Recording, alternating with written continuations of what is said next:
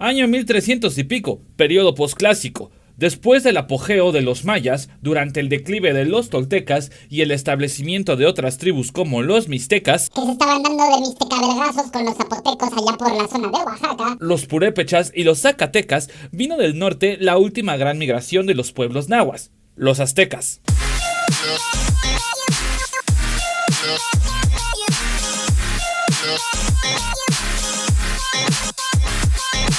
A ver, los aztecas venían de un peregrinaje de casi 200 años buscando una señal divina para establecer su ciudad. muy parecida a los toltecas. Y sus orígenes, según su mitología, ellos venían de un lugar supraterrenal llamado Aztlán y bajo encomienda de Huitzilopochtli debían establecerse donde encontraran la señal antes mencionada. Como los toltecas. Esta señal era por supuesto un águila devorando una serpiente sobre un nopal.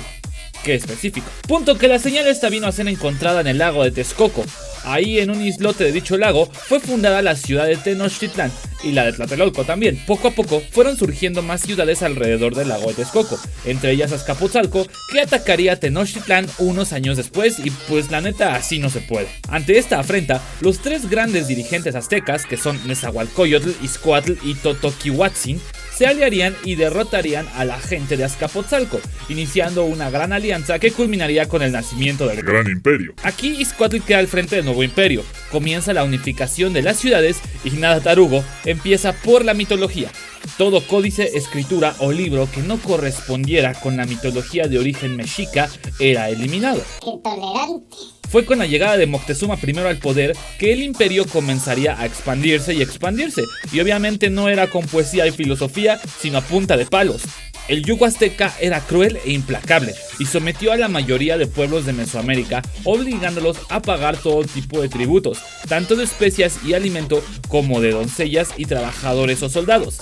Entre los pueblos que los aztecas no alcanzaron a someter y por lo tanto tenían una gran rivalidad están los purépechas, algunos pueblos mixtecos del sur y por supuesto los tlaxcaltecas. La vida en Tenochtitlán, si es que eras azteca, era muy apacible. Había leyes contra el adulterio, la embriaguez, había educación y formación obligatoria y gratuita, y pues también había riqueza y comercio. También si eras hombre y mexica o azteca, eras entrenado en el arte de la guerra. De hecho, una práctica muy común era la de ir y capturar mujeres y niños que serían sacrificados. A esta práctica se le conocía como guerras floridas y era necesaria en la formación de los guerreros aztecas. La ciudad estaba constituida por varios templos y palacios donde la cereza del pastel era el templo mayor, donde se rendía culto a la vez a Tlaloc y a Huitzilopochtli en sus templos gemelos que formaban el templo mayor. También había un templo dedicado al juego de pelota, un templo para Quetzalcóatl, una escuela de sacerdotes y un templo dedicado al sol, de donde salió la famosísima Piedra del Sol, o vulgarmente conocida como calendario azteca. A ver, vamos a hacer una aclaración. La Piedra del Sol sí fungía como un calendario de cierta manera, pero no era un calendario como tal. En este habían escritos algunos mitos y algunas asociaciones cósmicas con el sol y con la luna. Venía una forma de cuantizar los días, pero no era como tal un calendario, ¿vale? Y no se llama calendario azteca, es la Piedra del Sol.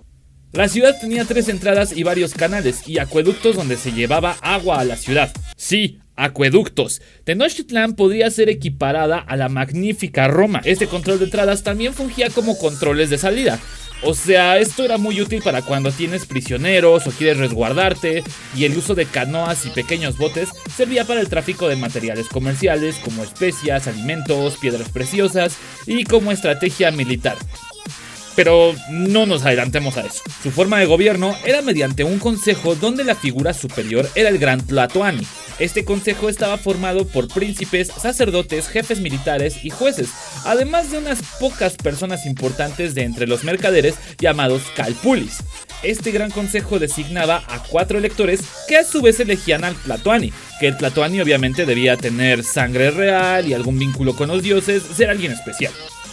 La sociedad azteca tenía una fuerte influencia militar, pero también era importante el comercio y el mercado.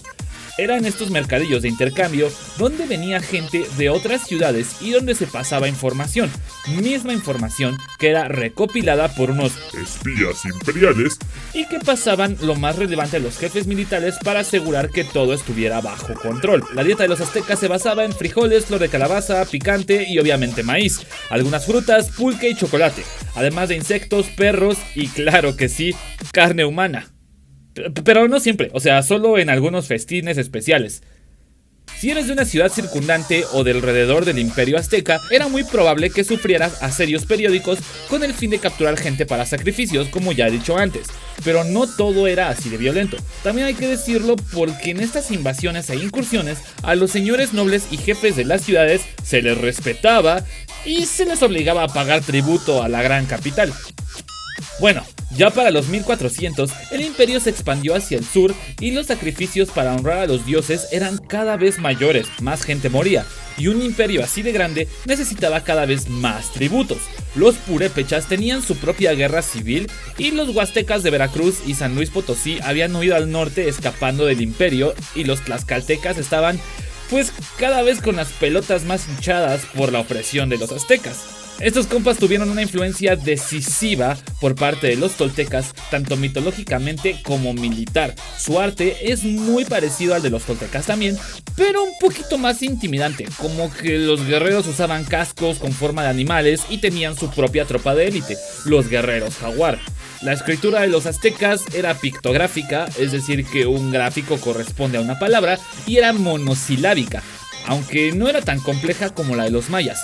Les gustaba la elegancia y la opulencia. El uso de plumas y piedras preciosas era fundamental en la nobleza, aunque nada de incrustaciones en el cuerpo ni deformaciones de las cabezas de los infantes como los mayas. De hecho, se cree que los aztecas no tenían buena relación con los mayas por esto mismo, ya que los consideraban pues salvajes por todas estas deformaciones faciales, pero cada quien lo suyo. Pues ahí estaban viviendo su vida de aztecas y siendo el estado más poderoso de toda América, hasta que para 1492 llegó a las tierras americanas el español Cristóbal Colón, y con la llegada del mismo empezarían las expediciones al Nuevo Mundo.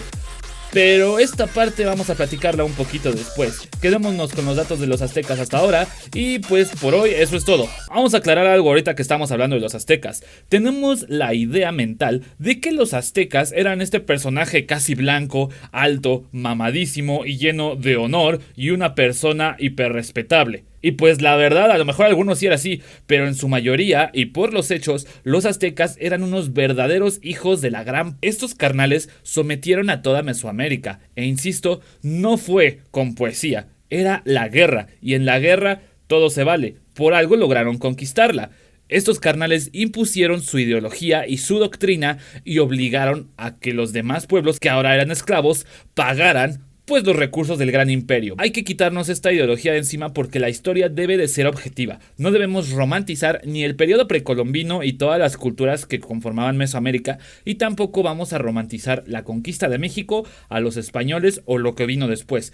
Es importante para sacarnos estas ideas que realmente no son ciertas. Dejemos de romantizar la historia, dejemos de romantizar los hechos y vamos a la objetividad, ¿vale? Eso es todo lo que quería decir. Espero no les ofenda mi comentario ni lo tomen por un lado por el que no es. Y ahora sí, eso es todo. Adiós.